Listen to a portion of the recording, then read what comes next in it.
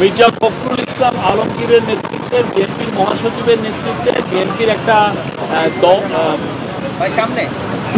Team এসেছিলেন আমাদের chief অ্যাডভাইজারের সাথে দেখা করতে, এবং ওই মিটিংয়ে চিফ অ্যাডভাইজারের সাথে ছিলেন হাসান আলী, আদিলুর রহমান খান, মাহফুজ আলম, এনারা তিনজন উপদেষ্টা ছিলেন এবং খুবই সৌহার্দ্যপূর্ণ পরিবেশে মিটিং হয়।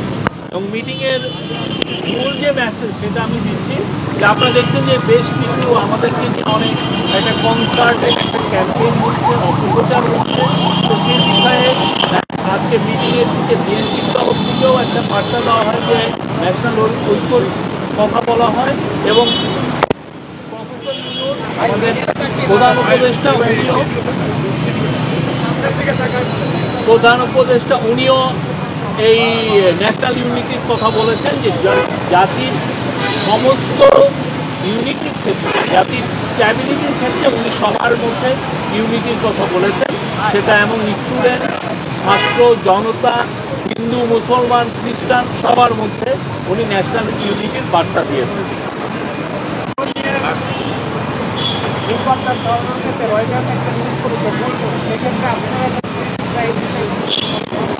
আমরা এই বিষয়ে যা যা করার দরকার আমরা সবগুলো পদক্ষেপ নিয়েছি।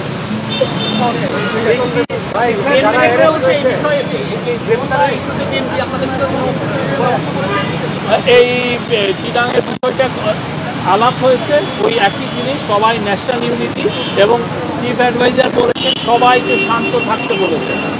হ্যাঁ, সবাইকে শান্তির বার্তা দিয়েছেন এবং সবাই থাকতে বলেছেন।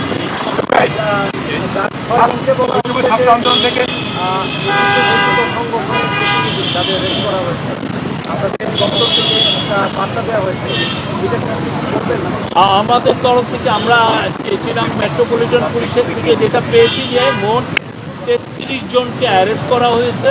তার মধ্যে 6 জন হচ্ছে যাদেরকে ভিডিও ফুটেজ দিয়ে শনাক্ত করা হয়েছে, এবং তারা সাসপেক্ট হচ্ছেন এই মার্ডারের, তাদেরকে সাসপেক্ট হিসাবে ধরা হচ্ছে।